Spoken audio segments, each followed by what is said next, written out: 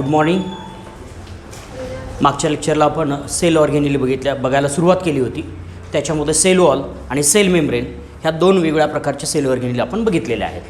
त्याच्यानंतर आपण सेलच्या आतमध्ये जरा थोडंसं जाणार आहोत. सेलच्या आतमध्ये गेल्यानंतर आपल्याला पहिल्यांदा जे मटेरियल तिथं सापडतं that is a cytoplasm. Cytoplasm or it is also called as a प्रोटोप्लाझम.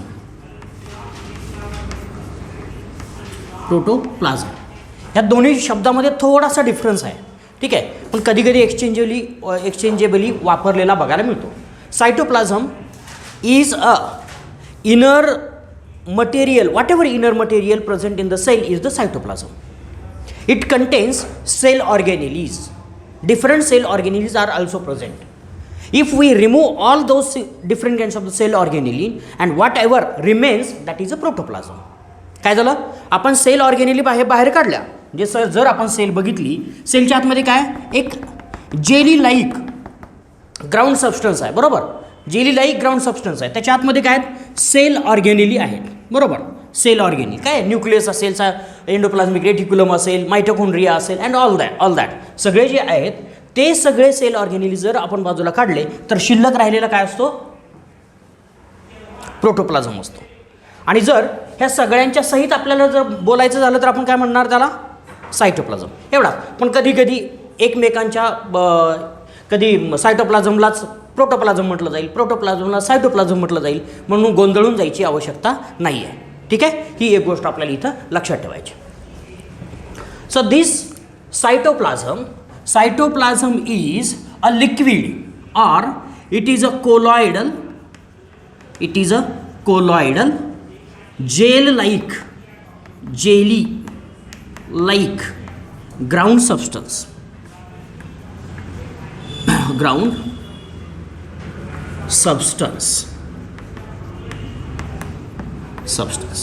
लक्षात ठेवायचं. हे काय, colloidal jelly like. Colloidal it contains different kinds of the water soluble organelles. वेगवेगळ्या प्रकारच्या वॉटर सोल्युबल ऑर्गेनेली ज्याच्यामध्ये असतात त्याला काय म्हणायचं, कोलॉइडल असं म्हणायचं. फॉर एक्झाम्पल मिल्क कसं आहे, कोलॉइडल इन नेचर आहे. लिक्विड आहे का ते, it is not liquid. Water is a liquid. Liquid काय असतं बघा, आता थोडंसं डिफरन्शिएट करूयात. केमिस्ट्रीमध्ये झालंच असेल ते. कोलॉइड म्हणजे काय, किंवा वेगवेगळ्या प्रकारचे अमालगमेशन वगैरे ते सगळ्या गोष्टी असतात ना. एरोसोल्स काय असतात, हां झालं ना, थोडंसं त्याच्यामध्ये झालंच. पण याच्यामध्ये जर आपण बघितलं, it is a clear substance. If it is then it is called as a liquid. Clear substance, फक्त क्लिअर सबस्टन्स एकच असेल, युनिफॉर्म असेल तर त्याला काय म्हणायचं, लिक्विड असं म्हणायचं, बरोबर. क्लिअर लिक्विड असेल, क्लिअर म्हणजे एकाच प्रकारचं असेल तर त्याला लिक्विड असं म्हणायचं.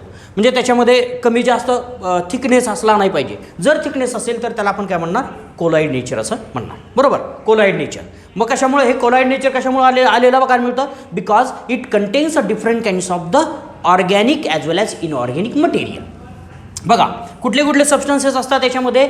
जर ग्राउंड सबस्टन्स आपण जर म्हटलंच तर त्या ग्राउंड सबस्टन्समध्ये कोलॉइडल नेचरचे वेगवेगळ्या प्रकारचे कंपाऊंड आपल्याला प्रेझेंट असलेली बघायला मिळतात. एक प्रकार असेल ऑर्गॅनिक सबस्टन्सेस असलेले बघायला मिळतील, ऑर्गॅनिक सबस्टन्सेस, बरोबर. आणि दुसरे असतील इनऑर्गॅनिक सबस्टन्स असलेले बघायला मिळतील, बरोबर. वेगवेगळ्या प्रकारचे सबस्टन्सेस आपल्याला इथं प्रेझेंट असलेले बघायला मिळतील. But the major component is formed of the water. Major काय आहे, major is water. That we must remember. Major component of the cytoplasm or protoplasm is a water. Water acts as a medium in the cytoplasm. Water काय, medium आपल्या सायटोप्लाझममधलं काय, medium आहे. And within that there is a presence of a organic and inorganic substances. Organic substances जर बघितलं तर large number of organic substances you can think of. They are called as a macromolecules.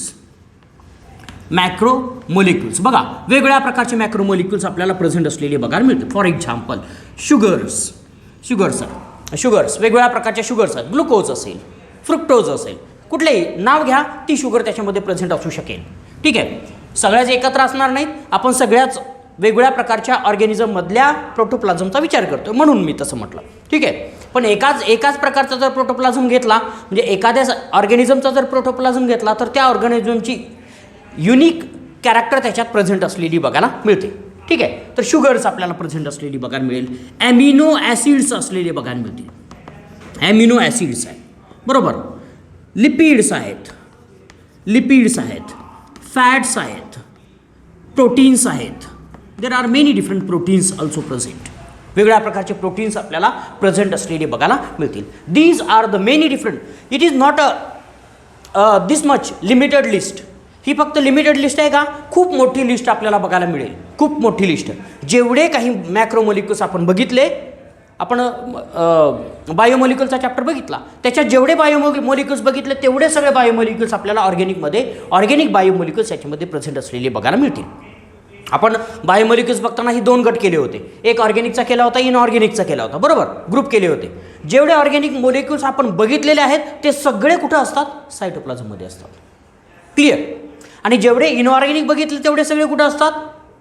सायटोप्लाझममध्ये असतात. ठीक आहे. इनऑर्गॅनिकमध्ये minerals, वेगळ्या प्रकारचे minerals, there are different kinds of the minerals, they are present in the cytoplasm.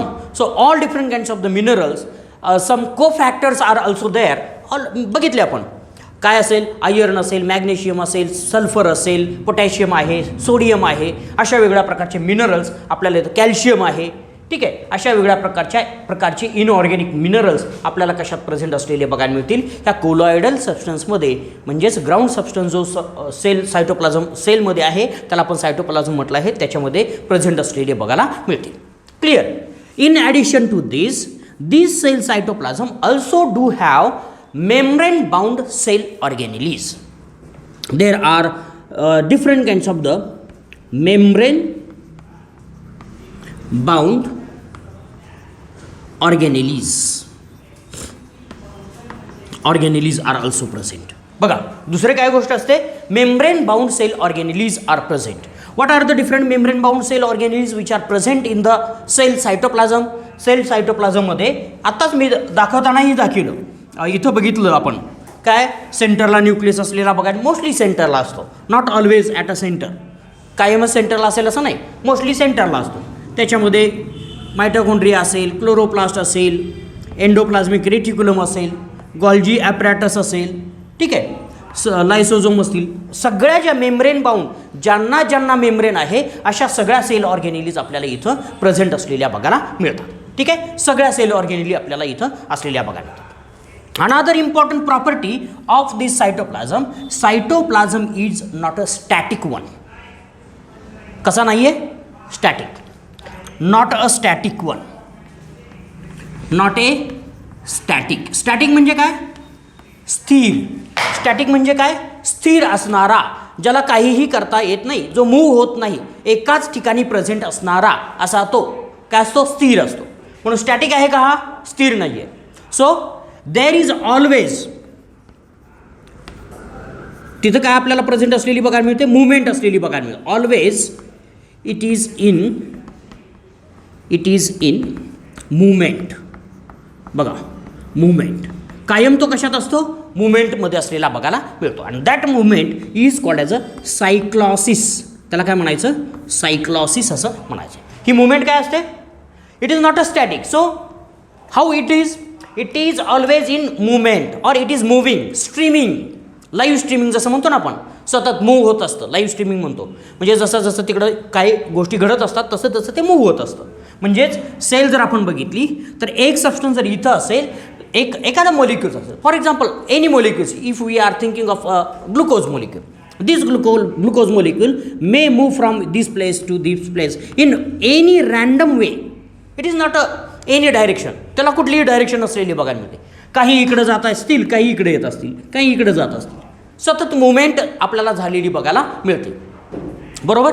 कुठलेही याच्यामध्ये तुम्ही वंडरवॉल फोर्स किंवा काय ब्राउनियन मुवमेंट वगैरे शिकला फिजिक्समध्ये वगैरे, केमिस्ट्रीमध्ये. ब्राउनियन मुवमेंट, मॉलिक्युल्स जे असतात, एखाद्या लिक्विडमध्ये जे मॉलिक्युल्स असतात ते रँडमली इकडं तिकडं डिफ्यूज होत असतात. बरोबर.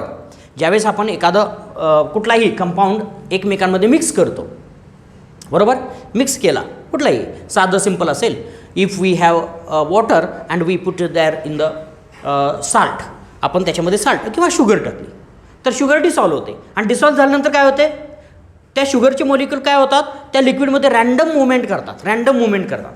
कशी ही मुवमेंट झालेली बघायला मिळेल. त्या सगळ्या मुवमेंटला काय म्हणायचं, ब्राउनियन मुवमेंट असं म्हणायचं. ठीक आहे, असं साधं सिंपल आपल्याला लक्षात येईल. तर हे मॉलिक्युल्स काय करतात, कुठेही मूव्ह करतात आणि त्याच्यामुळं त्याला काय म्हणायचं, that movement is called as a cyclosis. त्याला काय म्हणायचं, सायक्लॉसिस असं म्हणायचं. Most of the time in the cytoplasm this movement is also guided by the many different organelles. काही ऑर्गेनेली काय करत असतात, ही मुवमेंट गाईड करत असतात. कशी गाईड करत असतात, they just utilise the molecule. ते काय करतात, मॉलिक्यूल युटिलाइज करतात. साधं सिंपल कसं असतं, मॉलिक्यूल जर युटिलाइज एका सेल ऑर्गेनेलीनं केले तर त्याला मॉलिक्यूल कमी पडतात. मग ज्या ठिकाणी मॉलिक्यूल आहेत तिकडून त्या सेल ऑर्गेनेलीकडे आपल्याला मॉलिक्यूल आलेले बघायला मिळतात. साधं सिंपल डिफ्युजन आपल्याला झालेलं बघायला मिळतं from higher concentration to the lower concentration. समजा एखाद्या मॉलिक्यूलचं कॉन्सन्ट्रेशन इथं 4 मॉलिक्यूल्स आहेत आणि इथं सेल ऑर्गेनेली आहे. This cell organelle is using this molecule will move towards this cell organelle. म्हणून त्याला आपण काय म्हणतो, स्ट्रीमिंग असं म्हणतो किंवा सायक्लॉसिस असं म्हणतो. तर अशा वेगवेगळ्या प्रकारच्या गोष्टी आपल्याला याच्यामध्ये झालेल्या बघायला मिळतात. So it is the cytoplasm which is not a static one but it has a some kind of a movement and that movement is called as a or that streaming movement is called as a cyclosis. त्या streaming मुवमेंटला काय म्हणायचं, cyclosis असं म्हणायचं. Clear बघा. So these different kinds of the aspects we can see in the cytoplasm. Again come back to the cell organelles or membrane bound organelles. These organelles are present in the cytoplasm, but there are different kinds of the organelles. Especially there are some organelles which are specialized one. Some organelles are specialized one and these organelles communicate with each other. लक्षात ठेवा, ह्या सगळ्या organelle काय करतात, एकमेकांबरोबर communication करतात. बघा, जर आपण बघितलं it is a nucleus and some of the organelles, for example endoplasmic reticulum. Here is a endoplasmic reticulum. त्याच्यात आपण नेटवर्क आहे म्हणून आपण कसंही करा. ठीक आहे. Then there is a Golgi apparatus. उलट काढतो, आपल्याला काढून बघायचं आहे नंतर, पण थोडे मी काढतो. बघा, एक आहे ER एंडोप्लाझ्मिक रेटिक्युलम, दुसरा आहे गॉल्जी, तिसरा आहे लायसोझोम, पुढचा आहे तसंच लायसोझोम सारखेच असतात म्हणून वेसिकल्स असं म्हटलं. Vesicles as well as nucleus. We do not consider nucleus as a separate, but these organelles, what they do, these organelles coordinate. These are the coordinating organelle.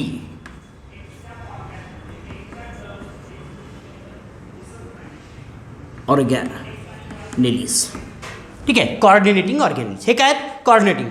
Why it is called as a coordinating organelle? Because this endoplasmic reticulum is involved in the some kind of function. Here endoplasmic reticulum कशाच्या फंक्शनमध्ये आपल्याला बघायचं आहे, काय XYZ function आहे. For example protein synthesis आहे. ते protein synthesis केल्यानंतर हे प्रोटीन तयार केलेले प्रोटीन कुठं नेऊन टाकतं किंवा कोणाला देतं, गोल्जी ॲपॅरेटसला देतं. बरोबर. आता गोल्जी ॲपॅरेटसचं प्रोटीन कुठं जातात, लायसोझोममध्ये जातात. लायसोझोमचे प्रोटीन कुठं जातात, वेसिकल्समध्ये जातील. वेसिकलचे प्रोटीन कुठं जातील, मेम्ब्रेन, सेल मेम्ब्रेनला जातील. बरोबर. सेल मेम्ब्रेनला सुद्धा आपल्याला वेसिकलचे प्रोटीन गेलेले बघायला मिळतील. So what happens, there is a coordination. If suppose what happens, some proteins are synthesized by the endoplasmic reticulum and they came to the Golgi apparatus. Actually they should not come to the Golgi apparatus. काही protein Golgi ॲपॅरेटसकडे आले पण ते यायला पाहिजे नव्हते. बरोबर, यायला नाही पाहिजे होते. मग काय होतं, then these proteins can be sent back to the endoplasmic reticulum. तेच प्रोटीन कुठं माघारी पाठवले जातात, एंडोप्लाझ्मिक रेटिक्युलमला. म्हणून त्यांच्यामध्ये काय कोऑर्डिनेशन आहे. बरोबर. आता तुम्ही दुकानात गेल्यानंतर तुमच्यामध्ये आणि दुकानदारामध्ये काय असतं, कोऑर्डिनेशन असतं. तुम्ही काय करता, एक पेन बघता, पेन देता, तो म्हणतो हा बघा चांगला आहे, नको हा, मला आपल्या रिक्वायरमेंटनुसार आपण त्याला सांगतो. That is coordination and that kind of coordination we can see in the different kinds of the cell organelle. These coordinating organelles are called as a endo membrane systems. त्याला काय म्हणायचं, एंडो मेम्ब्रेन सिस्टीम असं म्हणायचं. These are the coordinating organelles. या एंडोमेम्ब्रेन सिस्टीममध्ये कुठल्या कुठल्या प्रकारचे मेम्ब्रेन असलेले बघायला मिळतात किंवा ऑर्गॅनेली असलेल्या बघायला मिळतात. एक एंडोप्लाझ्मिक रेटिक्युलम, दुसरी आपल्याला असलेली बघायला मिळेल गॉल्जी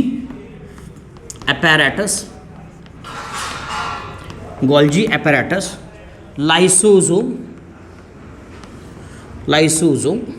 त्याच्यानंतर vesicles, and in some way we can also think of the plasma membrane.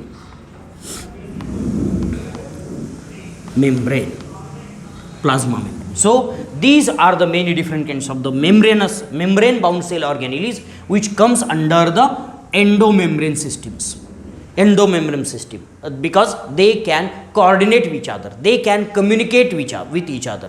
एकमेकांबरोबर कम्युनिकेट करतात, एकमेकांबरोबर कोऑर्डिनेट करतात, म्हणून त्यांना काय म्हणायचं, एंडोमेम्ब्रेन सिस्टीम असं म्हणायचं. But other organelles are independent.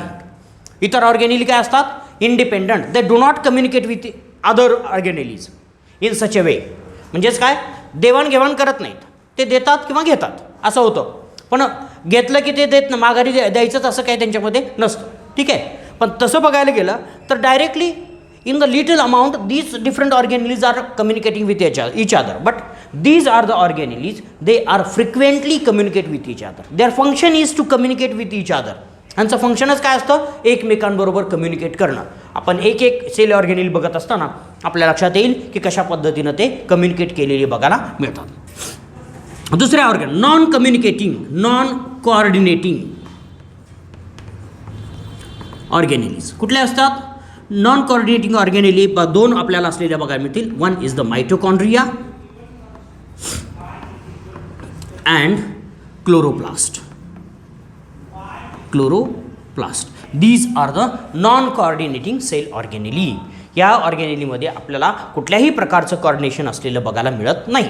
ठीक आहे. Because there is no coordination between the endoplasmic reticulum and the mitochondria. ठीक आहे. यांच्यामध्ये कोऑर्डिनेशन आपल्याला असलेलं बघायला मिळत नाही. And these coordination for the, हे कोऑर्डिनेशन जे असतं हे कशासाठी असतं, to perform a single function. Perform single task. एक ठराविक अशी टास्क करण्यासाठी, पूर्ण करण्यासाठी ते एकमेकांबरोबर कोऑर्डिनेशन करतात. आता बघा, एक एक्झाम्पल सांगतो. रनिंगच्या स्पर्धा आहेत, बरोबर. रनिंगच्या स्पर्धा आहेत, त्याच्यामध्ये दोन प्रकारच्या स्पर्धा असतात, ऐकल्या असतील तुम्ही. रिलेची एक स्पर्धा असते आणि सोलो म्हणूयात आपण त्याला. दुसरी ज्या स्पर्धा असतात त्या सोलो असतात. रिलेमध्ये काय असतात, किती जण असतात, 4 लोक असतात, बरोबर.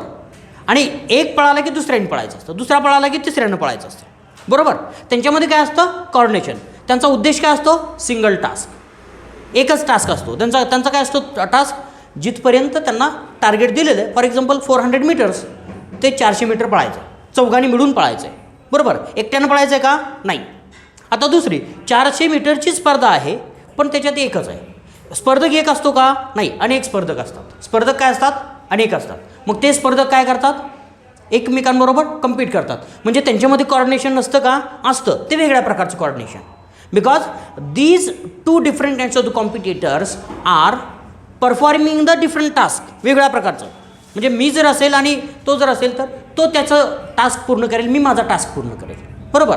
दोन्ही वेगवेगळे टास्क झाले. पण ज्यावेळेस रिले स्पर्धा असते त्यावेळेस काय होणार, 4 लोक मिळून एकच टास्क पूर्ण करतात, बरोबर. एकच टास्क पूर्ण करतात. तसं हे सगळ्या ज्या ऑर्गॅनेली आहेत, हे सगळ्या ऑर्गॅनेली मिळून काय करतात, एकच टास्क पूर्ण करायला रिस्पॉन्सिबल असलेल्या बघायला मिळतात. म्हणून त्यांना काय म्हणायचं, एंडोमेम्ब्रेन सिस्टम असं म्हणायचं. If we remove Golgi apparatus, task cannot be completed. If we remove lysosome, task cannot be completed. If we remove endoplasmic reticulum, task cannot be completed. Like this. Okay. So others are independent or non coordinating organelles. Clear. अशा वेगळ्या प्रकारच्या ऑर्गॅनेली आपल्याला इथं present असलेल्या बघायला मिळतात. So these different organelles are also present in the cytoplasm. म्हणून सायटोप्लाझममध्ये आपल्याला ह्या सगळ्या ऑर्गॅनेली असल्यामुळं ही सायटोप्लाझममध्ये कोऑर्डिनेशन आपल्याला चांगल्या प्रकारचं झालेलं बघायला मिळतं. So this is the cytoplasm. हा सगळा सायटोप्लाझम असलेला बघायला मिळतो. So this cytoplasm is bounded with in the plasma membrane. Cytoplasm कशात बाउंड झालेला आहे? प्लाझ्मा मेम्ब्रेनमध्ये. Next cell organelle we have to consider that is a endoplasmic reticulum. Endoplasmic reticulum.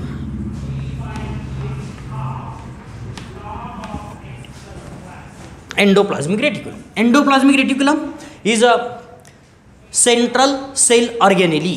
आपल्याला सेंट्रलची सेल ऑर्गेनेली असलेली बघायला मिळते. It is a network of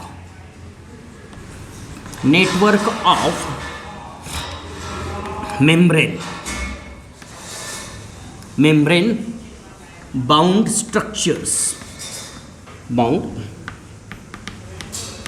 structures called as a, there are two different kinds of the structures we can find it out.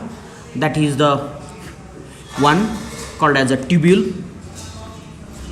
and other is called as a sacs. दोन प्रकारचे structures आपल्याला याच्यामध्ये present असलेले बघा, tubules and sacs. These two different kinds of the structures combiningly called as a cisternae. यांना काय म्हणायचं? Cisternae असं म्हणायचं. एक असेल तर सिस्टर्ना, अनेक जर असतील तर सिस्टर्नी. ठीक आहे, cisternae. Tubules and sacs. Tubules कसे असतील? जर आपण ह्या सेल ऑर्गेनेल जर बघितलं, it is just a membranous cell organelle. When we see under the electron microscope at that time, this cell organelle looks like a network of a membrane bound structures, that is a tubules and the sacs. कशाचं structure आहे ते? Tubule आणि सॅकचं. जर मी इथं जर nucleus काढला, again this cell organelle that is a endoplasmic reticulum is directly connected to the nucleus. हे कशाला कनेक्ट झालेले असते? न्यूक्लियसला कनेक्ट झालेली आपल्याला बघायला मिळते. म्हणून मी अशा प्रकारचं स्ट्रक्चर काढतो. जर आपण कट करून जर बघितला तर आपल्याला लक्षात येईल इट इज अ ट्यूब्यूल. इकडे बघा, हा ट्यूब्यूल आहे, छोटा ट्यूब्यूल आहे. कशाला कनेक्ट झालेला आहे? न्यूक्लियसच्या मेम्ब्रेनला. न्यूक्लियसचा मेम्ब्रेन आहे, आउटर मेम्ब्रेन. स्पेशली न्यूक्लियसचा कुठला मेम्ब्रेन असतो? आउटर मेम्ब्रेनला हे कनेक्ट असतात. Then there is a formation of another structure that is a sac. काय तयार झाली? सॅक तयार झाली. बरोबर. ही सॅक दुसऱ्या सॅकला कनेक्टेड आपल्याला असलेली बघायला मिळेल. बरोबर. ही सॅक दुसऱ्या सॅकला, ही अगोदरची सॅक आहे ती सुद्धा कुठल्या तरी दुसऱ्या सॅकला कनेक्ट झालेली बघायला मिळेल. ठीक आहे, अशा प्रकारे सारखं नेटवर्क असलेलं बघायला मिळतं. पूर्ण नेटवर्क असलेलं बघायला मिळेल. जाळं पसरलेलं आहे असं आपल्याला लक्षात येईल. लगेच इथं पुढं आपल्याला अजून काही स्ट्रक्चर्स प्रेझेंट असलेली बघायला मिळतील. So what happens? This cell organelle is a large cell organelle. It is a largest cell organelle. Largest cell organelle in the cell. बघा, largest cell organelle. How? In terms of a membrane. In terms of a membrane जर आपण बघितला, मी आता फक्त dot dot dot dot cytoplasm काढतो, बाहेरचा membrane काढतो, म्हणजे तुम्हाला लक्षात येईल. This cell organelle is also in connection with. बघा, ही सेल ऑर्गेनेली कोणाच्या कनेक्शनमध्ये असते? डायरेक्ट आपल्याला प्लाझ्मा मेम्ब्रेनच्या कनेक्शनमध्ये सुद्धा असलेली बघायला मिळते. डायरेक्ट प्लाझ्मा मेम्ब्रेनच्या कनेक्शनमध्ये असलेली बघायला मिळेल. ट्यूब्युल्स पुन्हा तयार झालेली बघायला मिळतील. and it is directly connected to the plasma membrane as well. Plasma membrane बरोबर सुद्धा connected असते. So this cell organelle endoplasmic reticulum establishes the connection between the plasma membrane and the nucleus. ह्या दोन्हीच्या मध्ये एक सपोर्ट सिस्टीम म्हणून काम केलेली बघायला मिळतं. जर आपण बघितलं तर membrane of this endoplasmic reticulum is the 50% of the total membranes present in the cell. काय? किती मेम्ब्रेन आहे? मेम्ब्रेनचा जर विचार केला तर किती मेम्ब्रेन आहे? 50% of the total cellular membrane जेवढा मेम्ब्रेन आपल्याला बघा, उदाहरण म्हणून का सांगेन मी काय, आपला शर्टचा कपडा बघितला आणि आपल्या खिशाचा कपडा बघितला, किती टक्के येईल विचार करा जरा. खिशाचा कपडा शर्टच्या प्रमाणात किती टक्के येईल, 1, 2 किंवा 3% येईल समजूयात, बरोबर.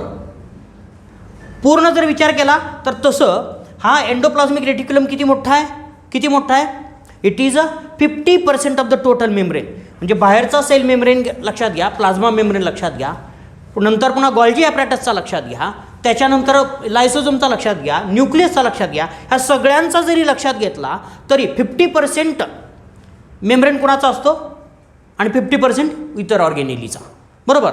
एवढा मोठा रोल आपल्याला ह्या सिस्टीमचा असलेला बघायला मिळतो, एंडोप्लाझ्मिक रेटिक्युलमचा असलेला बघायला मिळतो. Therefore this endoplasmic reticulum acts as a supporting system for the cytoplasm. It gives a mechanical support, provides mechanical support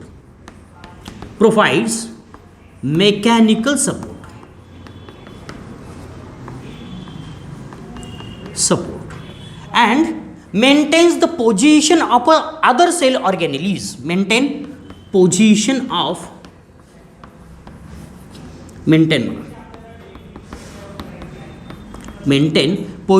of other cell organelles. बघा, 2 गोष्टी आपल्याला इथं झालेल्या बघायला मिळतील. एक मेकॅनिकल सपोर्ट, नाहीतर काय होईल, हा न्यूक्लियस इकडे जाईल, बरोबर. हा न्यूक्लियस सेंटरला आहे, सेंटरचा न्यूक्लियस कुठं जाईल, इकडे कडेला येईल, इकडच्या मेम्ब्रेनला चिकटेल, असं होईल. पण त्यालासुद्धा अजून प्रोटीन्स वगैरे असतात, पण तरीसुद्धा त्याचं वजन आपल्याला जास्त असलं तर आपल्याला तसं झालेलं बघायला मिळेल. पण ह्या सिस्टीममुळं सपोर्ट झालेला बघायला मिळतो. फॉर एक्झाम्पल, आता दुसरं एक एक्झाम्पल बघूया. इथं जर समजा लायसोझोम्स असतील आणि इथंही लायसोझोम्स असतील, these lysosomes are separated and therefore maintain its position. जर लायसोझोम इथं असेल तर याची पोझिशन इथंच मेंटेन केलेली बघायला मिळते. नंतर काय होईल, because of the cyclosis there may be the movement of the all different kinds of the organelles here and there, that is also maintained by the endoplasmic reticulum. Endoplasmic रेटिक्युलमनं ते maintain केलेलं आपल्याला बघायला मिळतं. क्लिअर, लक्षात राहील. This endoplasmic reticulum is in connection with a nuclear membrane. As I said earlier, this is also can be of 2 different type. Endoplasmic reticulum can be of 2 different type. बघा, 2 वेगळ्या प्रकारचे endoplasmic reticulum आपल्याला present असलेले बघायला मिळतील. कुठल्या प्रकारचे membranes असलेले बघायला मिळतील. एक, विच इज स्टडेड विथ और which is attached with a ribosome. बघा, काही मेम्ब्रेनला रायबोझोम्स अटॅच झालेले बघायला मिळतात. Endoplasmic reticulum, this endoplasmic reticulum is studded with ribosomes, बरोबर. कशानं, एक प्रकारचा टाईप 1, त्याला काय म्हणूयात, स्टडेड विथ रायबोझोम्स. बघा, रायबोझोम्स ज्याच्यावरती रायबोझोम्स बसलेले आहेत. स्टडेड शब्द लक्षात आला. स्टड म्हणजे काय, नट बोल्ट तसे चिकटलेले असतात. तुम्ही कधी किल्ल्याला वगैरे भेट दिली आहे, मोठ्या अशा किल्ल्याचे दरवाजे असतात बघा, त्या किल्ल्याच्या दरवाजाला खिळे ठोकलेले असतात मोठे मोठे. कशासाठी माहिती आहे, असे टोकदार खिळेसुद्धा असतात. कशासाठी, पहिले हत्ती वगैरे मोठे असायचे, दरवाजे तोडायचे, हत्तीला धडका द्यायला लावायचे आणि दरवाजे तोडायचे, बरोबर. हत्तीनं धडक दिल्यानंतर त्याच्या मस्तकामध्ये ते खिळे घुसावेत आणि मग हत्तीनं काय धडका देऊ नयेत म्हणून अशा प्रकारचं प्रोटेक्शन असायचं. हो, असंच असायचं. नाहीतर पहिले राजे मोठे होते, भिंती काय, दरवाजेच काय, भिंती तोडायचे. एकमेकावर हल्ले केल्यानंतर तसं व्हायचं. म्हणून तर एवढ्या दणकट भिंती आहेत. आज कायदे आहेत म्हणून ठीक आहे, एकमेकाचं थोडंसुद्धा वहीचं पान फाडू शकत नाही आपण, ठीक आहे, नाहीतर काय खरं नाही, असं होतं. पण अगोदरच्या काळामध्ये तसे वेगळे कायदे होते, राजे एकमेकांवरती हल्ले करायचे अशा ठिकाणी. मग त्यांचे खिळे जे ठोकलेले होते दरवाजाला, ते काय, तो जो ॲपियरन्स आहे ते काय म्हणायचं, स्टडेड. त्या ॲपियरन्सला काय म्हणायचं, स्टडेड, ठीक आहे. मग तशा प्रकारचं स्टडिंग झालेलं आपल्याला इथं बघायला मिळतं. ते स्टडिंग कशानं झालेलं बघायला मिळतं इथं फक्त रायबोझोम्स आहेत.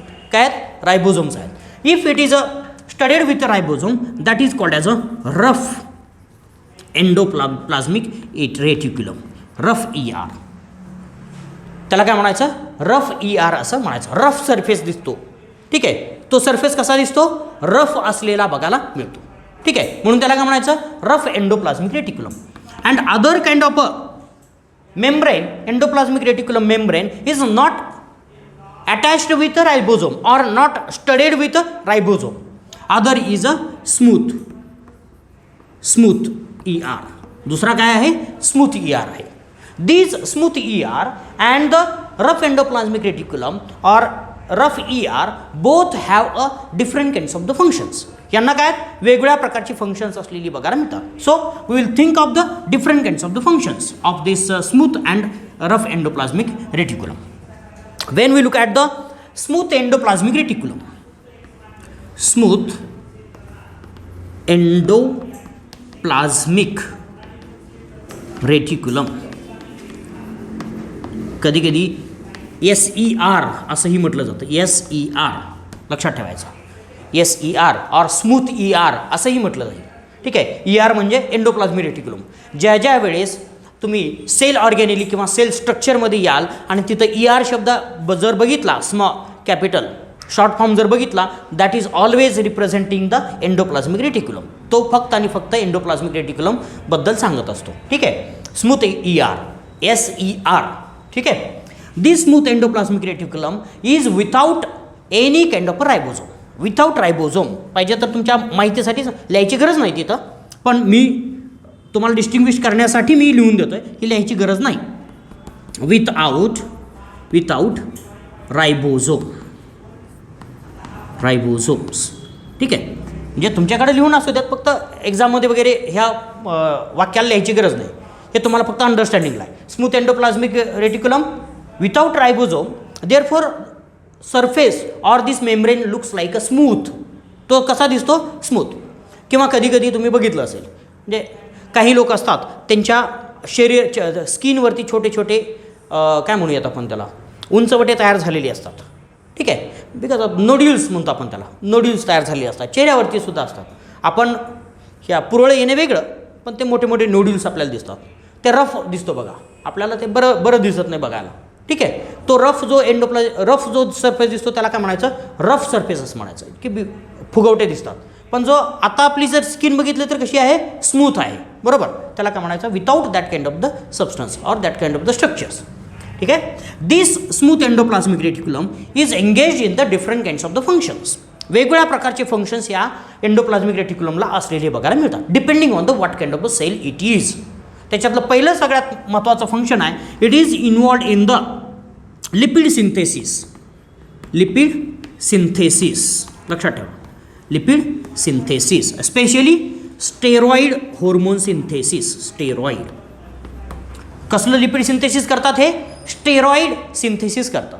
वेगवेगळ्या प्रकारचे स्टेरॉइड लिपिड जे आहेत, for example this type of endoplasmic reticulum is present in the cells. कुठल्या सेल्समध्ये असतात? बघा, ॲड्रेनल ग्लँड किंवा adrenal cortex cells. Adrenal cortex सेल्समध्ये हा रेटिक्युलम जर असला, स्मूथ एंडोप्लाझ्मिक रेटिक्युलम जर असला, तर तो काय करतो? लिपिड सिंथेसिस करतो, स्टेरॉइड हॉर्मोन्स तयार करतो. आता स्टेरॉइड हॉर्मोन्स कुठले आहेत? बघा, तुमच्या माहिती आहे स्टेरॉइड हॉर्मोन्स. एक टेस्टोस्टेरॉन आहे, इस्ट्रोजन आहे. बरोबर, त्याच्यानंतर आपल्याला अँड्रोजन्स वेगवेगळ्या प्रकारचे असतील. हे जर तुम्ही पुढच्या वर्षी आपल्याला आहेत ग्लँड्स आहेत, त्या ग्लँड्समध्ये तुम्हाला बघायला मिळतील. म्हणजेच एक ॲड्रेनल कॉर्टेक्समध्ये, दुसरा टेस्टिसमध्ये, टेस्टिस सेल्स, त्याच्यानंतर ओव्हरीज सेल्स. याच्यामध्ये हा स्मूथ एंडोप्लाझ्मिक रेटिक्युलम आपल्याला काय तयार केलेले बघायला मिळतो? स्टेरॉइड्स किंवा लिपिड सिंथेसिससाठी रिस्पॉन्सिबल असलेला बघायला मिळतो. So it is responsible for the lipid synthesis. It is the first function of this smooth endoplasmic reticulum. Clear? Second important function of this smooth endoplasmic reticulum is the detoxification. हा काय करतो, detoxification करतो. Detoxification, it is responsible for detoxification. Detoxification, whatever the molecules comes into the body, those molecules are taken into the cell, foreign molecules, toxic molecules. काही for example, साधं simple आपण example घेऊयात. Drugs, कुठलंही medicine आपण घेतलं, medicine घेतल्यानंतर काय होतं, आपल्या बॉडीमध्ये जाऊन काम करतं. त्याचं काय काम झालं की त्याच्यानंतर कुठं जातं, it comes in the liver. कुठे येतं, लिव्हरमध्ये येतं. Liver is a detoxifying organ. कुठला ऑर्गन आहे तो, डिटॉक्सिफिकेशन करणारा ऑर्गन आहे. जेवढं काही, म्हणून तर साधं सिंपल कधी ऐकलं असेल, अल्कोहोल पिल्यामुळे लिव्हर खराब होतं. असं ऐकलं तुम्ही कधी, alcohol consumption leads to the injury to the liver, लिव्हरला इंजुरी झालेली बघायला मिळते. मग ही इंजुरी कशी होते, हे अल्कोहोल कुठं जातं, स्टमकमध्ये जातं, स्टमकमधून इंटेस्टाईनमध्ये, then it is absorbed into the body, and when it is absorbed into the body it mix with blood. ब्लडमध्ये मिक्स झालं की हे कुठं जातं, पहिल्यांदा कायम लक्षात ठेवायचं, इंटेस्टाईनमधून ब्लडमध्ये येतं, आणि ब्लडमधून जे काही इंटेस्टाईनमधून आलेलं जे काही मटेरियल ब्लडमध्ये येतं ते डायरेक्टली कुठं आणलं जातं, लिव्हरमध्ये आणलं जातं, कुठंसुद्धा नेलं जात नाही. ही एक आपल्या सगळ्यात महत्त्वाची की प्रॉपर्टी आपल्या बॉडीमधली असलेली बघायला मिळते. जे जे काही आपण खातो ते पहिल्यांदा कुठं जातं माहिती आहे, लिव्हरमध्ये. कशासाठी, चेकअपसाठी. कशासाठी, चेकअप, क्वालिटी चेक.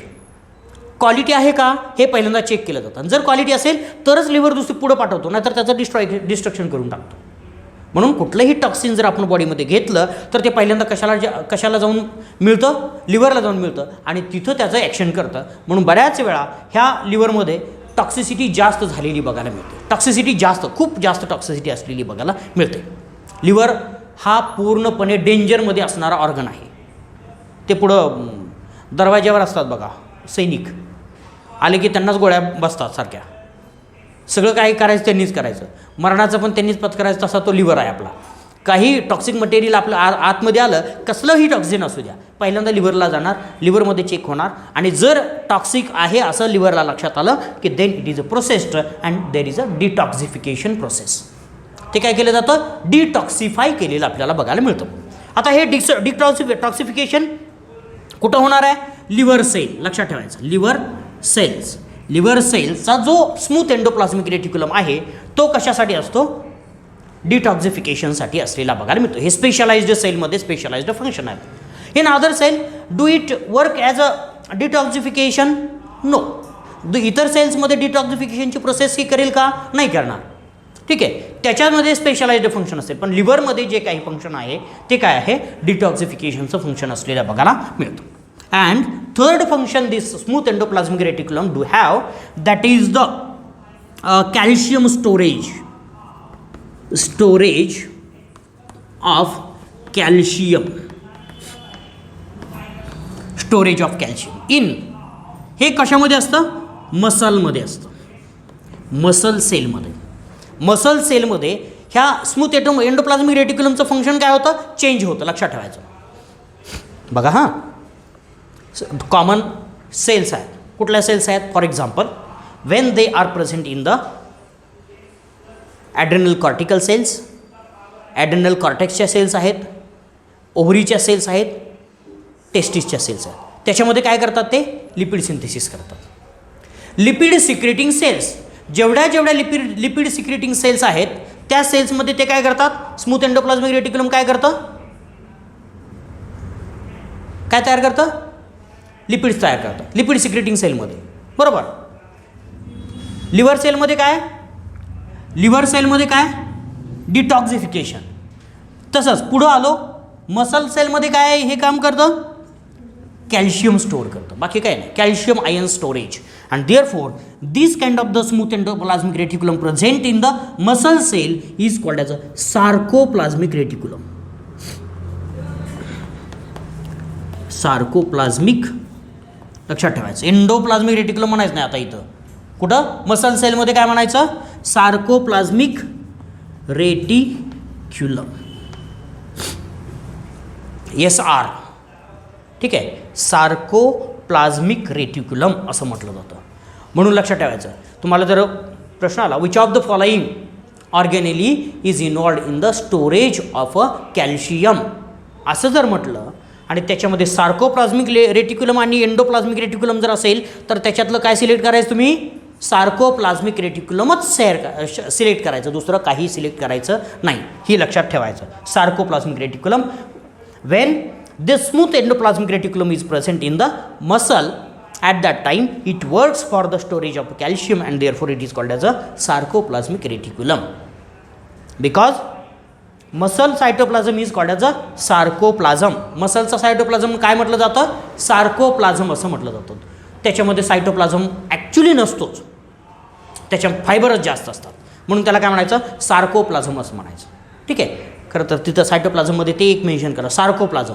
मसलचा जो सायटोप्लाझम आहे त्याला सार्कोप्लाझम असं म्हटलेलं आपल्याला बघायला मिळतं. तर ही एक गोष्ट आपल्याला इथं लक्षात ठेवायची. So these are the 3 functions which are performed by the smooth endoplasmic reticulum. Smooth endoplasmic SERचे हे 3 वेगळ्या प्रकारचे function, lipid synthesis, detoxification and storage of calcium. बघा another when we go for the, इथं बघा इथं SER मी मुद्दामून ठेवतो इथं, ठीक आहे, SER आणि RER, rough endoplasmic reticulum. Rough endoplasmic reticulum, rough endoplasmic reticulum, त्यालाच आपण काय म्हणतो, RER शॉर्टमध्ये. ठीक आहे, RER, rough endoplasmic reticulum. This rough endoplasmic reticulum, as we said earlier, attached with ribosome. कशानं अटॅच झालेले आहेत, रायबोझोमनं अटॅच झालेली आपल्याला बघायला मिळते, म्हणून त्यांना काय म्हणतो आपण, rough endoplasmic reticulum. These ribosomes are involved in the protein synthesis.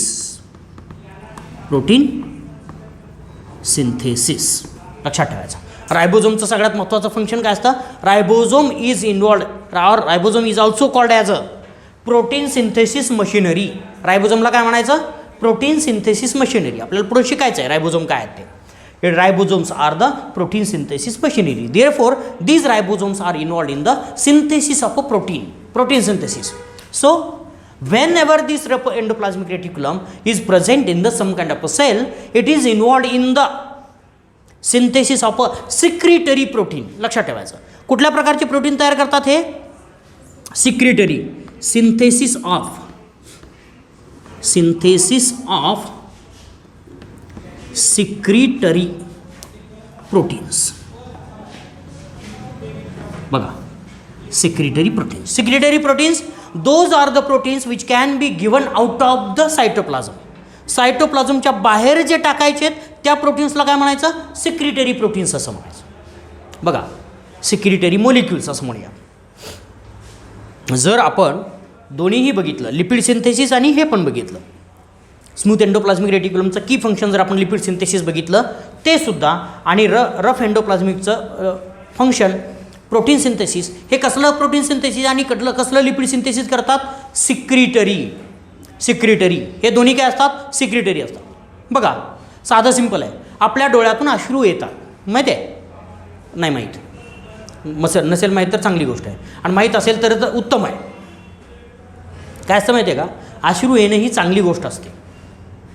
ते कशासाठी, एकतर तुम्ही आतमध्ये जे काही इन्फॉर्मेशन भरलेली असते, खराब इन्फॉर्मेशन, त्याचं वाईट तुम्हाला वाटतं आणि ते सगळी बाहेर त्याच्यातनं येते, म्हणजे तुम्हाला हलकं वाटतं. रडल्यानंतर हलकं वाटतं की नाही, रडलाच नाही वाटतंच, त्याच्यामुळं ठीक आहे, रडायला पाहिजे सगळ्यांनी.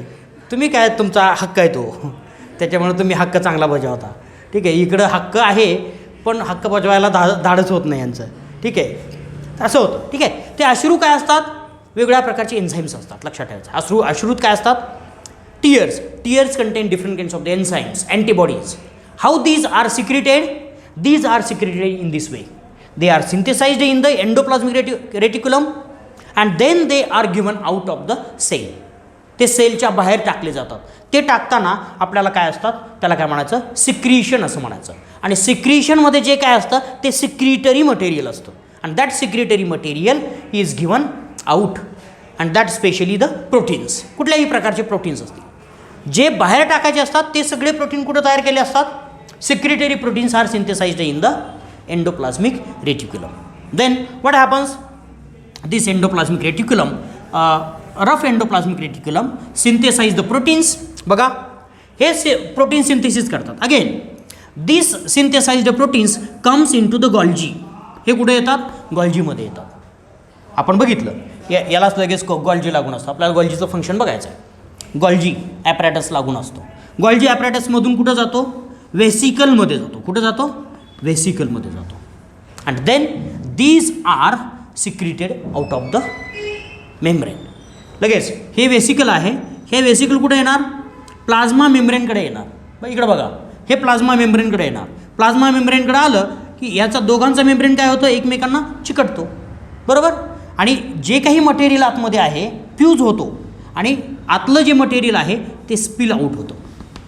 ते काय होतं? स्पिल आउट होतं. अशा पद्धतीनं सिक्रेटरी प्रोटीन्स तयार करण्याचं काम कोणाचं असतं? तर रफ एंडोप्लाझ्मिक रेटिक्युलमचं असलेलं बघायला मिळतं. It is also responsible for the modifications. काही मॉडिफिकेशन असलेले बघायला मिळतात. If protein has to be attached to the some kind of the other molecules then it is attached. बघा काय केलं जातं? प्रोटीनला काही मॉलिक्युल्स अटॅच करायचे आहेत का? करायचे आहेत. तर ते अटॅच करणं सुद्धा काम कोणाचं असतं? Modification of a protein is also done by the rough endoplasmic reticulum. ठीक आहे. This rough endoplasmic reticulum is directly in connection with other membranes. बघा this rough endoplasmic reticulum or combiningly rough एंडोप्लाझ्मिकचं एकच फंक्शन आपण बघूयात. Protein synthesis, secretory protein synthesis or membrane protein synthesis. बघूयात. दुसरं yes it is responsible for the synthesis of a membrane. Synthesis of membranes. जेवढे membranes आपल्याला बघायला मिळाले कुठले कुठले मेम्ब्रेन बघितले आपण? एक बघितला प्लाझ्मा मेम्ब्रेन, दुसरा एंडोप्लाझ्मिक रेटिक्युलमचा मेम्ब्रेन, तिसरा मायटोकॉन्ड्रियाचा मेम्ब्रेन, चौथा न्यूक्लियसचा मेम्ब्रेन, पाचवा क्लोरोप्लास्टचा मेम्ब्रेन, सहावा लायसोझोमचा. जेवढ्या cell membrane bound cell organelle आहेत ना तेवढ्या सगळ्यांना काही मेम्ब्रेन आहे. तो मेम्ब्रेन कुठं तयार होतो? लक्षात ठेवायचं. कुठं तयार होतो? Endoplasmic reticulum. रफ नाही, जनरल एंडोप्लाझ्मिक रेटिक्युलममध्ये होतो. रफमध्ये जर प्रोटीन्स असतील तर रफपासून तयार होतो. ठीक आहे. त्याच्यामध्ये प्रोटीन जर अटॅच करायचे असले तर कुठून तयार होतो? रफपासून तयार होतो. लिपिड जर अटॅच करायचे असेल तर स्मूथसुद्धा त्याच्यामध्ये इन्व्हॉल्व असेल. म्हणून मी कंबायनिंगली एंडोप्लाझ्मिक रेटिक्युलमचं दुसरं सगळ्यात महत्त्वाचं फंक्शन म्हणजे synthesis of the membranes. So what happens? बघा जर समजा ह्या मेम्ब्रेनला बघा continuously there is a deposition or addition of the proteins and. बघा इकडं लक्ष द्या. ह्या मेम्ब्रेनमध्ये काय होतं? कंटिन्युअसली लिपिड, प्रोटीन्स, कार्बोहायड्रेट्स सगळे ॲड केले जाणार आणि हा मेम्ब्रेन काय होतो? ग्रो होत राहतो. It is a continuously growing membrane. Membrane of the endoplasmic reticulum is a continuously growing membrane. Then what happens? Its surface area increases. मग काय होणार? इथून थोडासा वेसिकल तयार झाला. हा वेसिकल्स कुठे जाणार? फॉर एक्झाम्पल मायटोकॉन्ड्रियाकडे जाणार. मायटोकॉन्ड्रियाचं डिव्हिजन व्हायचं आहे. बरोबर. मायटोकॉन्ड्रियाचं डिव्हिजन व्हायचं आहे. मग मायटोकॉन्ड्रियाला हा काय करणार? हे वेसिकल मायटोकॉन्ड्रियाला जाऊन मिळणार. मग मायटोकॉन्ड्रिया काय होणार? थोडासा वाढणार. बरोबर. And then it will increase in the surface and then finally it will get divided. Clear? म्हणजेच मायटोकॉन्ड्रियाचा मेम्ब्रेन जर ग्रो करायचा असेल, इन्क्रीज करायचा असेल तर कोण करतं? Endoplasmic reticulum. नवीन लायसोझोम्स तयार करायचे असतील तर कोण तयार करतं? अजून समजा एक सेल आहे 1 centimetre 2 centimetre 1 centimetre 1 centimetre 1 centimetre किंवा इथं 0.5 म्हणूयात. तुम्ही म्हणाल असं कुठं दिसतंय का? ठीक आहे. इकडं बघा 0.5 1 सेंटीमीटर. टोटल सरफेस किती झाला? रफली 1 2 3 सेंटीमीटर. बरोबर. इकडं लक्ष द्या. मुद्दामून मी समजावून सांगतो. हे 3 सेंटीमीटर झाला. 3 सेंटीमीटर झाला. पण ह्या सेल 2 सेल तयार करायच्यात. एका सेलच्या किती करायच्यात? 2 सेल करायच्यात. म्हणजे किती सेंटीमीटरचा सरफेस लागणार आहे त्यांना? 2 सेलचा, एका सेलचा 3 तर 2 सेलचा किती? एका सेलचा 3 तर 2 सेलचा 6. बरोबर. 6 सेंटीमीटर. मग हा 6 सेंटीमीटर येणार कुठून? बरोबर ना? येणार कुठून?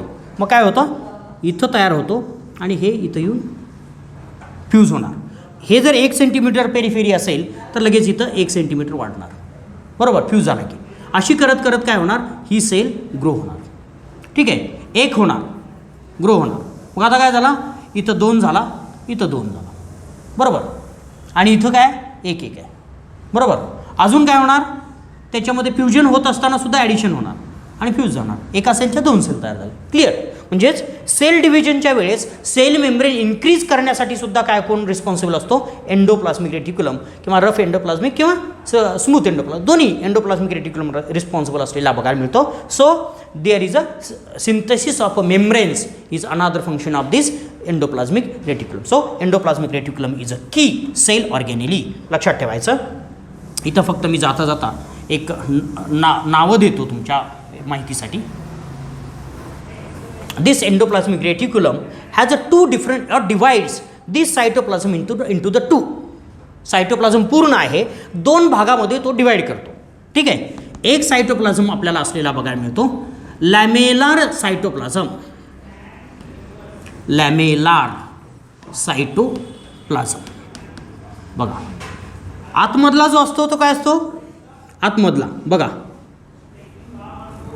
एंडोप्लाझ्मिक रेटिक्युलमच्या ल्युमेनमधला हा काय आहे, ल्युमेन आहे एंडोप्लाझ्मिक रेटिक्युलमचा. त्याच्या आतमधला जो सायटोप्लाझम आहे तो काय आहे, लॅमेलार सायटोप्लाझम. लक्षात ठेवायचं, लॅमेलार सायटोप्लाझम, बरोबर, लॅमेलार. आणि बाहेर जो आहे त्याला काय म्हणणार आपण, बाहेर त्याला काय म्हणणार, नॉन लॅमेलार सायटोप्लाझम, बरोबर, नॉन लॅमेलार सायटोप्लाझम. ठीक आहे. हे रफ एंडोप्लाझ्मिक रेटिक्युलम, इथं रायबोझोम्स आहेत. काय, रायबोझोम्स आहेत. इथं आपण नावं द्यायची म्हणून देतो आहे. ठीक आहे. ह्या मधले जे स्ट्रक्चर आहे त्याला काय म्हणायचं, ट्युब्युल्स असं म्हणायचं. काय म्हणायचं, ट्युब्युल्स. आणि हे स्ट्रक्चर जरा ब्रॉड दिसतं आहे, हे स्ट्रक्चर याला काय म्हणायचं, सॅक असं म्हणायचं. काय म्हणायचं, सॅक असं म्हणायचं. ट्युब्युल्स आणि sac, this combiningly you can also say it is a cisternae. त्याला काय म्हणू शकता, सिस्टर्नी असंही म्हणू शकता. क्लिअर. अशा वेगळ्या प्रकारचे स्ट्रक्चर्स आपल्याला ह्या ERमध्ये असलेले बघायला मिळतात, एंडोप्लाझ्मिक रेटिक्युलममध्ये असलेले बघायला मिळतात. So endoplasmic reticulum is present in most of the cell but not in the all cells. Most of the सेल्समध्ये हा प्रेझेंट असलेला बघायला मिळतो, पण काही सेल्समध्ये आपल्याला प्रेझेंट असलेला बघायला मिळत नाही. So which are those cells which have a absence of this endoplasmic reticulum. ठीक आहे. Present in all cells except, लिहून ठेवायचं हे, एक्सेप्ट 2. एक ओव्हा और ओहम, एगमध्ये एंडोप्लाझ्मिक रेटिक्युलम असतो का, तर नसतो. आणि दुसरा mature RBC, red blood sale.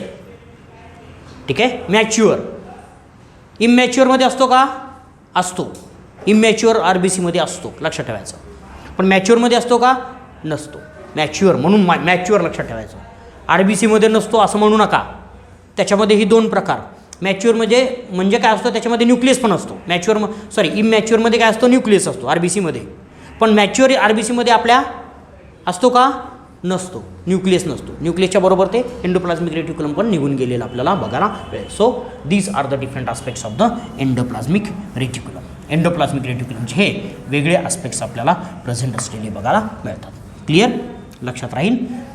Endoplasmic reticulum is not present in the ovum or ova and the matured RBC, red blood cells. Next organelle is the Golgi apparatus. Golgi apparatus. Golgi apparatus is also called as a Golgi body. Simply Golgi असंही म्हटलं जातं. ठीक आहे. Golgi असंही म्हणायचं. Golgi म्हणा, Golgi apparatus म्हणा, Golgi body म्हणा. ठीक आहे. कुठलंही नाव वापरलं तरी चालेल, त्याच्यामध्ये काही अडचण नाही. It is a stack of the cisternae. काय म्हटलं मी, It is a stack of sacs of a cisternae. It is a stacks of cisternae. बघा, स्टॅक्स ऑफ अ सिस्टर्नी कशा असतात? साधं सिंपल. जर इथं ER असेल, मी ER आपला रफ काढतो, साधा सिंपल काढतो, ठीक आहे. ER असेल तर त्याच्यामध्ये आपल्याला काय असलेल्या बघायला मिळतात? छोट्या छोट्या स्ट्रक्चर्स असलेले बघायला मिळतात. रिमेंबर, अशा प्रकारचे स्ट्रक्चर्स आपल्याला त्याच्यामध्ये प्रेझेंट असलेले बघायला मिळतील. These may be with a few stacks or few cisternae or with a large number of cisternaes. थोड्या सिस्टर्नी असतील किंवा जास्त. That is depending on the what kind of the structures और what kind of the cell it is. कुठल्या प्रकारचं sale आहे त्याच्यावरून ते आपल्याला प्रेझेंट असलेले बघायला मिळतात. Here are some cells, some kind of the structures, those are being formed.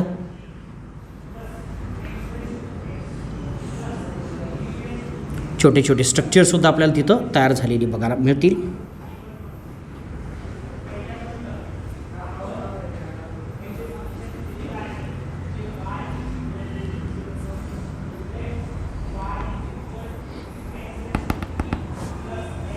ठीक आहे.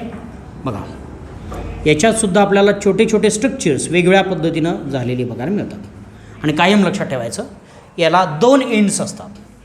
सिस्टर्नीला किंवा इथं लक्षात ठेवायचं आतली बाजू आहे, इनर सेंटर और ER आहे इकडं. मी एंडोप्लास्मिक रेटिक्युलम असं लिहितो, ठीक आहे. ER आहे. ERच्या बाजूला जी बाजू असते, ERच्या बाजूला जी साईड असते असं म्हणूया, ठीक आहे. विच इज टुवर्ड्स द ERकडं असणारी साईड आहे, साईड टुवर्ड्स द ER ती वेगळी असते. आणि sides towards the away from the ER, side away from the ER, side towards the ER. एक पहिलं डोक्यात घ्यायचं की डिफरन्सिएशन कसं करायचं, ठीक आहे. पहिलं बघूया. It is a stacks of cisternae. Cisternae are of different size, वेगवेगळ्या साईजच्या आपल्याला असलेल्या बघायला मिळतात. इथं लक्ष द्या, एक साईज असेल सिस्टर्नीची छोटी आहे, दुसरी मोठी आहे, वेगवेगळ्या साईजच्या आपल्याला असलेल्या बघायला मिळतील. त्याची साईज जर बघितली, रेंजेस और size ranges from 0.5 to 1 micrometre. लक्षात ठेवायचं, त्याची साईज किती असते? 0.5 to 1 मायक्रोमीटर आपल्याला असलेली बघायला मिळते. These have 2 different membranes. लक्षात ठेवायचं, याला काय आहेत? 2 डिफरंट मेम्ब्रेन आपल्याला असलेली बघायला मिळतात. कुठले मेम्ब्रेन 2 आहेत? इकडे लक्ष द्या. This is the one membrane and it is the another membrane. But we do not give indication or give name to each of this membrane. We will give the name to this membrane and this membrane. So the membrane or the sacs or cisternae present towards the endoplasmic reticulum or ends of this Golgi apparatus present towards the endoplasmic reticulum is called as a cis end. त्याला काय म्हणायचं? cis end असं म्हणायचं. काय म्हणायचं? cis end, CIS. cis end, both the sides or both the ends are present at the same site. ठीक आहे. एकाच बाजूला प्रेझेंट असले की त्याला काय म्हणायचं? सेम साईड आहे असं म्हणायचं. म्हणून त्याला काय म्हणायचं? सिस एंड असं म्हणायचं. It is the receiving end. हे काय? Receiving end. लक्षात ठेवायचं. Or receiving side. What it receives? It receives the vesicles pinched off or released from the endoplasmic reticulum. हे जे वेसिकल्स आहेत एंडोप्लाझ्मिक रेटिक्युलमपासून तयार झालेले ते कुठे येऊन फ्यूज होतात? दे fuse at a cis end of the Golgi. गॉल्जीच्या सिस एंडला येऊन काय होतात? फ्यूज होतात. बघा अशा पद्धतीने आपल्याला फ्यूज झालेले बघायला मिळतील. इकडे एक दाखवूयात आपण. ठीक आहे, फ्यूज होतात. आता काय होणार? इकडे फ्यूज झाले की त्याच्यातले वेसिकल्स पुढे येऊन फ्यूज होणार. इकडे लक्ष द्या. एकदा समजलं की तुम्हाला लक्षात येईल. याचे वेसिकल्स तयार होतात. ते कशापासून येतात? एंडोप्लाझ्मिक रेटिक्युलमपासून. ते कोणाला फ्यूज होणार? सिस एंडच्या सिस्टर्नीला फ्यूज होणार.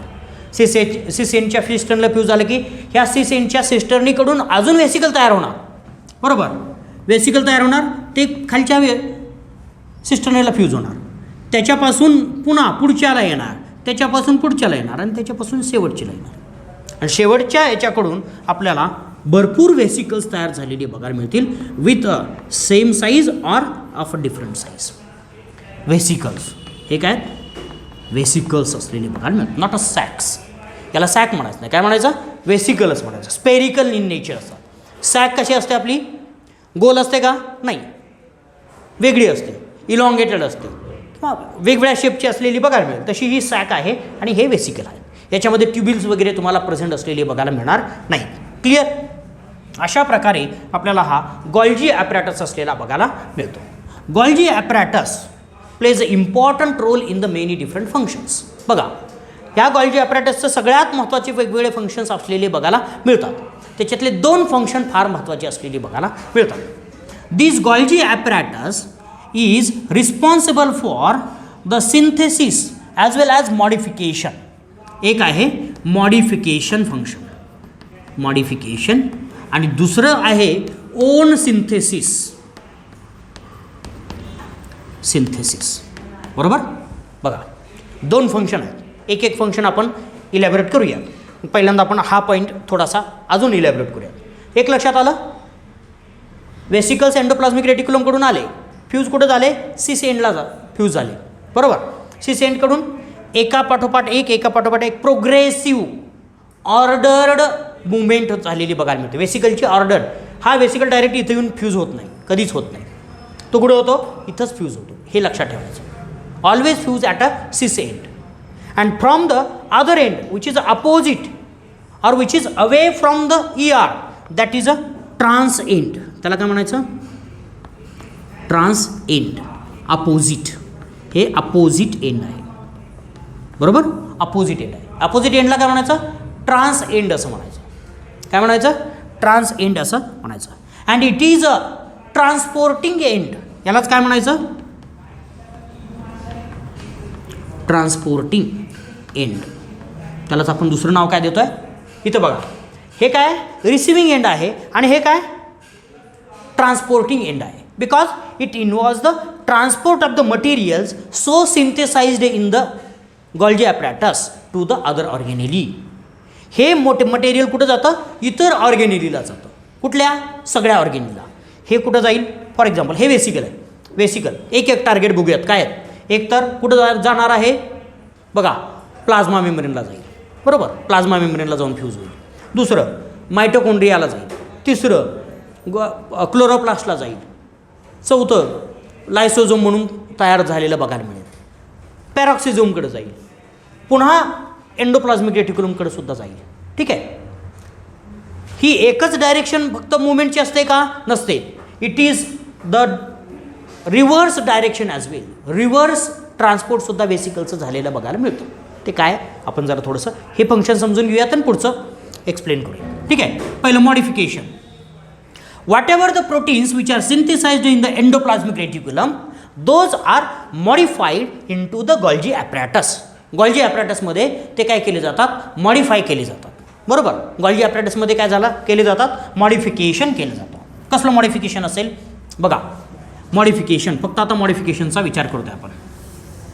पहिला मॉडिफिकेशन काय होईल, there is a presence of the glucose molecules. काय तयार केलं असेल, protein attach to the glucose molecules. वेगवेगळ्या प्रकारच्या ग्लुकोज मॉलिक्युलला काय अटॅच केलेलं असेल, प्रोटीन अटॅच केलेलं असेल, किंवा प्रोटीनला काय अटॅच केलेलं असेल, ग्लुकोज अटॅच केलेलं असेल. थोडक्यात हे एक प्रोटीन आहे असं समजा आणि त्याला ग्लुकोज मॉलिक्युल अटॅच झालेले आहेत. बरोबर. इकडं लक्षात द्या, थोडंसं पेशन्स. एवढं सगळं संपवतो. हां, ग्लुकोज मॉलिक्युल्स आहेत 1 2 3 4 ग्लुकोज मॉलिक्युल. पण आपल्याला किती पाहिजेत, 2च पाहिजेत. कुठले 2 पाहिजेत, डिपेंड आहे. ठीक आहे. कुठले 2 पाहिजेत, हे 2 पाहिजेत, हे 2 पाहिजेत, हे 2 पाहिजेत, की हे 2 पाहिजेत, की हे आणि हाच पाहिजे. ठीक आहे. हे डिसाईड केलं जातं. Suppose if they want only 2 molecules they will remove this. Suppose modification झालं. Now this protein get matured. Protein काय झालं? मॅच्युअर. म्हणजेच मॉडिफिकेशन म्हणजे काय? Maturation of protein. प्रोटीनचं मॉडिफिकेशन केलं, मॅच्युरेशन केलं. म्हणजे सुरुवातीचं प्रोटीन काय होतं? इमॅच्युअर होतं. आता काय केलं? मॅच्युअर केलं. बरोबर. एक मॉडिफिकेशन ग्लुकोज मॉइटी. काही ग्लुकोज मॉलिक्यूल एकच दोनच attach, suppose there is only 2 molecules attached to the protein. कुठं? एंडोप्लाझ्मिक रेटिक्युलममध्ये. पण आपल्याला काय करायचं आहे? अजून मॉलिक्युल्स अटॅच पाहिजेत, 3 मॉलिक्यूल पाहिजेत. Then what happens? इथं पाहिजे की इथं पाहिजे? That cell organelle decides, that Golgi apparatus decides and then will attach to the another glucose molecule. बरोबर. म्हणजे कमी पडला तर जास्त ग्लुकोज मॉलिक्यूल अटॅच केले जातात. That is depending on the what kind of protein it is. आणि जास्त झाले तर ते कटसुद्धा केलेले बघायला मिळतात. Because these Golgi apparatus contains a large number of the enzymes which are involved in the modification of a protein. Protein मॉडिफिकेशनसाठी जेवढे काही एन्झाईम्स असतात ते सगळे एन्झाईम्स आपल्याला कुठं असलेले बघायला मिळतात? गोल्जी ॲपॅरेटसमध्ये असलेले बघायला मिळतात. बरोबर. बघा साधं सिंपल आहे. This is also involved in the formation of non cellulosic structures or carbohydrate. हे कशासाठी महत्त्वाचं आहे? नॉन सेल्युलॉजिक कार्बोहायड्रेटसाठी सुद्धा महत्त्वाचं आहे. बिकॉज सेल्युलॉजिक साधं सिंपल आहे, पण तेच मॉलिक्यूल जर इतर ठिकाणी अटॅच करायचे झाले तर आपल्याला मॉडिफिकेशनमध्ये सुद्धा, किंवा लिपिड्स आहेत, लिपिड मॉडिफिकेशन असेल. काही लिपिड्स आहेत ते साधे सिंपल असतात, पण त्याचं मॉडिफिकेशन करायचं आहे. बरोबर.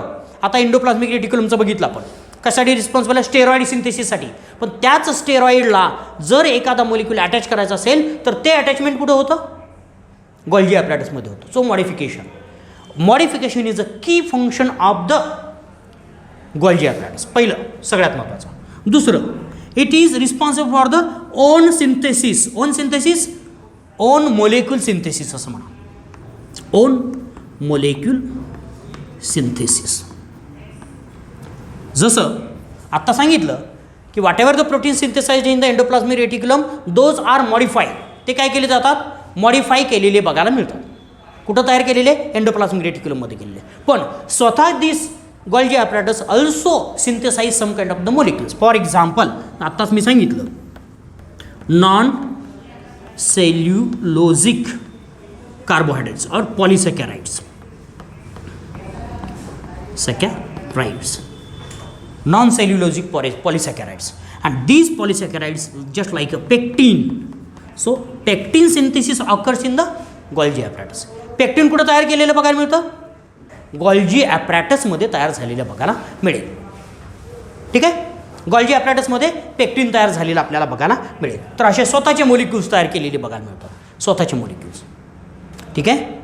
And again it is responsible for the tagging of a protein. काय म्हटलं मी?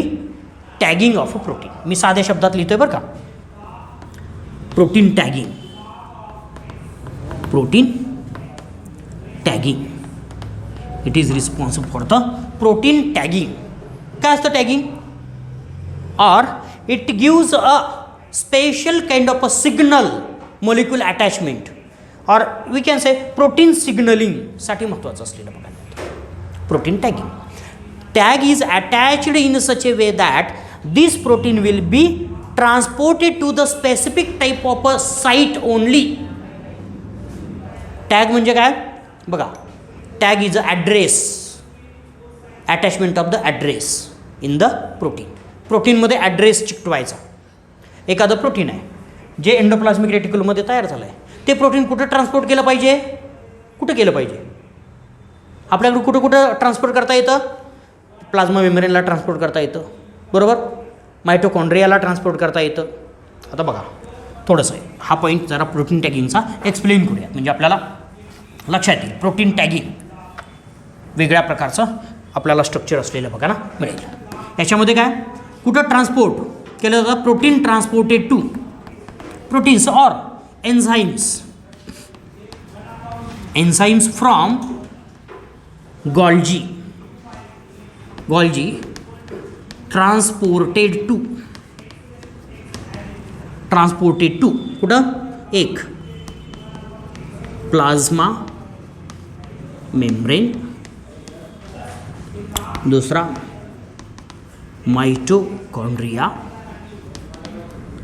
तिसरा प्लांट सेल असेल तर क्लोरोप्लास्ट ॲज वेल, त्याच्यानंतर lysosome, endoplasmic reticulum as well, or nucleus and all that. सगळ्याच जेवढ्या सेल ऑर्गेनेली आहेत त्या सगळ्यांना काय करायला लागतं? प्रोटीन. न्यूक्लियसला असणारे प्रोटीन्स वेगळे आहेत बरं का. एंडोप्लाझ्मिक रेटिक्युलमवरचे प्रोटीन्स वेगळे आहेत. लायसोझोममध्ये असणारे प्रोटीन्स वेगळे आहेत. क्लोरोप्लास्टमध्ये असणारे प्रोटीन्स वेगळे आहेत. मायटोकॉन्ड्रियामध्ये असणारे प्रोटीन्स वेगळे आहेत. प्लाझ्मा मेम्ब्रेनचे प्रोटीन वेगळे आहेत. As well as secretory proteins. Secretory proteins. आता समजा फॉर एक्झाम्पल क्वेश्चन काय बघा, एखादं प्रोटीन तयार केलं कशात? एंडोप्लाझ्मिक रेटिक्युलममध्ये तयार केलं. ते प्रोटीन कुठं जायचं आहे? कुठं जायला पाहिजे? ह्या सगळ्यांमधून नेमकं कुठं जायला पाहिजे? बरोबर ना? बरोबर. प्रश्न काय? कन्फ्युजन आहे. काय कन्फ्युजन आहे? अरे हे प्रोटीन कुठं न्यायचं? प्लाझ्मा मेम्ब्रेनला न्यायचं, न्यूक्लियसला न्यायचं, क्लोरोप्लास्टला न्यायचं की सिक्रेट करून टाकायचं? काय करायचं नेमकं? How we have to decide? So that decision is taken by this Golgi apparatus. हे डिसिजन कोण घेतं? गोल्जी ॲपॅरेटस घेतो. कसा घेतो? It is responsible for the tagging to the or tagging of a protein. Protein tagging असं म्हणतो आपण त्याला. काय म्हणतो? प्रोटीन टॅग असलेला. साध्या शब्दामध्ये सांगतो मी. याच्यामध्ये काय शब्द? इम्प्रिग्नेटेड हा शब्द वापरला. Proteins are impregnated. काय केलं प्रोटीनला? इम्प्रिग्नेटेड असं म्हटलं त्यांनी. ठीक आहे.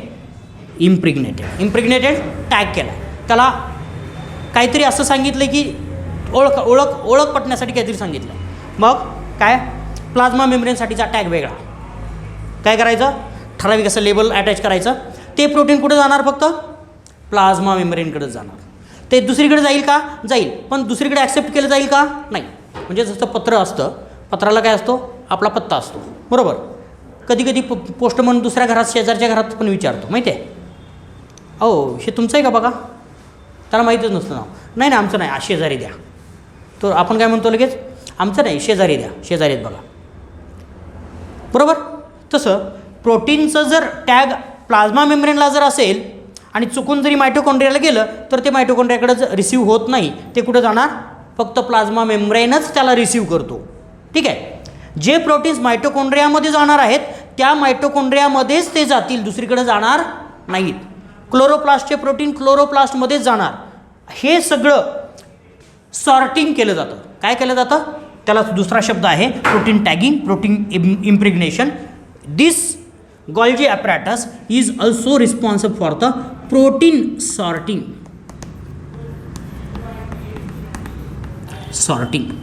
Sorting separation according to the address they are separated. मग काय?